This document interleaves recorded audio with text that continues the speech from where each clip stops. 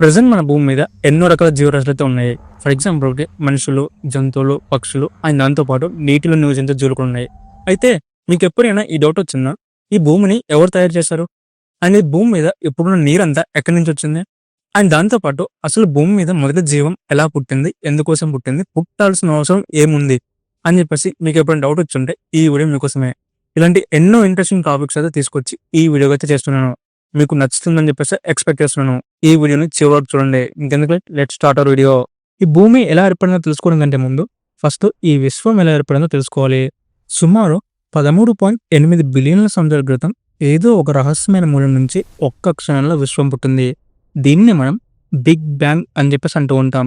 అప్పుడు ఏ గ్రహాలు లేవు, నక్షత్రాలు లేవు, కేవలం ఉష్ణంతో పొంగి పొర్లుతున్న ఓ అగ్నిపిండంలా విశ్వం ఉంది. బిగ్ బ్యాంగ్ తర్వాత బాగా వేడిగా ఉన్న విశ్వం చల్లబడడం అనేది మొదలుపెట్టింది. ఇప్పుడు మొదటగా ఏర్పడిందే హైడ్రోజన్ మరియు హీలియం అనే రెండు ముఖ్యమైన అణువులు. ఈ అణువుల తర్వాతే నక్షత్రాలు, గ్రహాలు, గెలాక్సీలు, చివరికి మన భూమి ఏర్పడే ప్రాసెస్ ని మొదలుపెట్టింది. ఇప్పుడు ఒకసారి ఈ భూమి ఎలా ఏర్పడిందో చూద్దాము. సుమారు 4.5 బిలియన్ ఇయర్స్ తర్వాత సూర్యుడు ఏర్పడిన తర్వాత సూర్యుని చుట్టూ ఉండే దుమ్ము అండ్ దాంతో పాటు చుట్టుపక్కల ఉండే రాళ్ళు అంతా కలిసి ఒక గోళాకారంలో ఉండే ఒక గ్రహం అయితే ఏర్పడింది. ఆ గ్రహం పేరే భూమి. బట్ ఇప్పుడున్నట్టు అప్పట్లో భూమి ఉండేది కాదు. లిటరల్లీ చెప్పాలంటే భూమి మీద ప్రతిరోజు పేలుళ్లు సంభవించేవి. అది ఎలా ఉండేదంటే ఇప్పుడున్న మనం ఊహించలేనంత.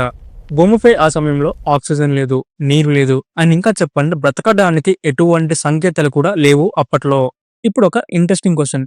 అసలు ఈ భూమి మీదకి నీరు ఎలా వచ్చింది అండ్ దాంతో పాటు సముద్రాలు ఎలా వచ్చాయి అని చెప్పేసి ఇప్పుడు చూద్దాము.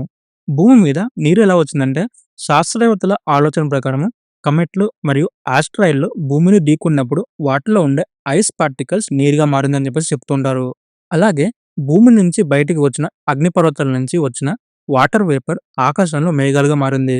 వర్షాలుగా కురవడంతో సముద్రాలు ఏర్పడ్డాయి. అక్కడే మొదలైంది జీవం పుట్టే అద్భుతమైన ప్రయాణం. ఇప్పుడు భూమి మీద మొదటి జీవం ఎలా పుట్టిందో చూద్దాము. సముద్రాల్లో ఉన్న రసాయనాలు అండ్ దాంతోపాటు భూమి మీద ఉన్న ఉష్ణోగ్రత కలవడంతో కొన్ని సింపుల్ మాలిక్యూల్స్ అయితే ఏర్పడ్డాయి. వాటి నుంచే అమినో యాసిడ్లు అయితే వచ్చాయి. ఇదే జీవానికి పునాది. ఇలా అన్ని అమినో యాసిడ్లు కలిసి ప్రోటీన్లు, ఆర్ఎస్ఏ, లిపిడ్లు అనే జీవ నిర్మాణ భాగాలను సృష్టించాయి. ఓ రోజున వీటన్నిటిని ఒకదానితో ఒకటి చేరి ఒక చిన్న జీవకణం అయితే పుట్టింది. దీనినే మనం బ్యాక్టీరియా అని చెప్పేసి అంటూ ఉంటాం. ఈ భూమి మీద ఇదే తొలి జీవం. ఇప్పుడు మనం మెయిన్ ప్రశ్న, ఎందుకు ఎందుకు అనే క్వశ్చన్ అడిగితే మనకి ఆటోమేటిక్గా ఆన్సర్స్ వస్తూ ఉంటాయి. ఈ భూమి మీద మొదటి జీవం పుట్టింది అని చెప్పేసి ఇందాక చెప్పుకున్నాం. కానీ ఎందుకు పుట్టింది అంటే ఇది చాలా ఆసక్తికరమైన ప్రశ్న. ఎందుకంటే అవసరం వల్ల కాదు, అది ఆకస్మికంగా జరిగిన ఒక రసాయన ప్రక్రియలో వచ్చింది. కానీ ఒక్కసారి వచ్చాక దాని లక్ష్యం మారింది. బ్రతికేందుకు, పునర్జన్మ పొందేందుకు. ఈ జీవం ఎదుగుతూ తనకొక పోలిక లేని ప్రపంచాన్ని నిర్మించింది, మనలాంటి వాళ్ళని కూడా. అలా పుట్టిన ఒక జీవకణం ప్రొక్యారిటిక్ సెల్ అంటే కోర్ న్యూక్లియర్స్ లేని జీవి. కానీ అది రసాయనాలను తినగలిగింది, పెరగగలిగింది, మళ్ళీ పుట్టగలిగింది. ఆ జీవం సుదీర్ఘ సంవత్సరాల పాటు ఒకటే జీవంగా భూమి మీద జీవించింది.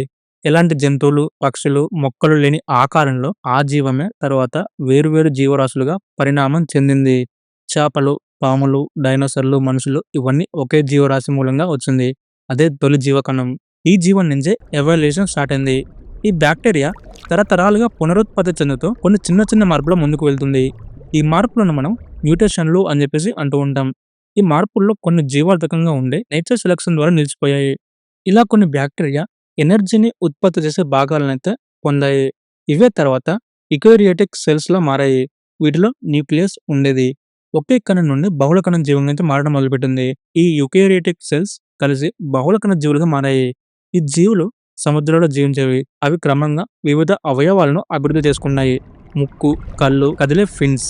ఇలా జీవులు తర్వాత చేపలుగా మారాయి. వాటి శరీరాల్లో వెన్నుపూస ఏర్పడింది. ఇది జంతు ప్రపంచంలో ఒక గొప్ప అడుగు. ఇప్పటి వరకు జీవం అంతా సముద్రంలోనే ఉంది. భూమి మీద జీవం లేదు. అయితే భూమి మీద జీవితం ఎలా ఏర్పడిందో చూద్దాము. కొన్ని చేపలు ఊపిరి తీసుకునే పరికరాలైన లంగ్స్ లాంటి భాగాలను అభివృద్ధి చేసుకున్నాయి. వాటికి చేతులు లాంటి ఫిన్స్ వచ్చాయి. ఇవి నీటిలోను మరియు భూమి మీద కూడా జీవించగలిగేలా మారాయి. ఇలాంటివే యాంబిబియన్స్ అంటే బల్లి లాంటి జీవులు అని చెప్పేసి అంటూ ఉంటాము. దాని తర్వాత రెప్టైల్, డైనోసార్లు, పక్షులు ఎలా పుట్టాయంటే ఈ యాంఫిబియాల నుంచి వచ్చిన రెప్టైల్స్, పాములు, మొసళ్ళు వంటి జీవులు పుట్టాయి. ఆ తర్వాత కొన్ని జీవులు గాల్లో ఎగిరేందుకు శరీరాన్ని మార్చుకున్నాయి. ఇవే పక్షుల యొక్క పూర్వీకులు. సుమారు 7 మిలియన్ల సంవత్సరాల క్రితం మనిషికి పూర్వీకులున్న జీవాలు వృక్షాలపై నివసించేవి. అడవులు తగ్గిపోవడం వల్ల చెట్లపై నుంచి నేలపైకి దిగాల్సి వచ్చింది. అక్కడే మొదలైంది 2 కాళ్ళపై నడక. చేతులు పనికొచ్చేలా మారాయి. మెదడు పెద్దదైంది. అలా భాష, సామాజిక జీవన విధానాలు అభివృద్ధి చెందాయి. అలా జీవరాశులన్నీ పుడుతూ ఉన్నాయి. 3 మిలియన్ల సంవత్సరాల క్రితం ఆస్ట్రాలోపెథికస్ అనే జీవి కనిపించింది. అక్కడి నుంచి హోమో ఎరెక్టస్ తర్వాత హోమో సెపియన్స్ అంటే మనిషి పుట్టాడు. అలా ఒక బ్యాక్టీరియా నుంచి మనిషి వరకు ఇలా ఎవాల్వ్ అయ్యారు. ఒక జీవకణంగా మొదలైన జీవితం లక్షల మార్పుల తర్వాత మనిషిగా మారింది. జీవ పరిమాణం ఎప్పటికీ ఆగదు.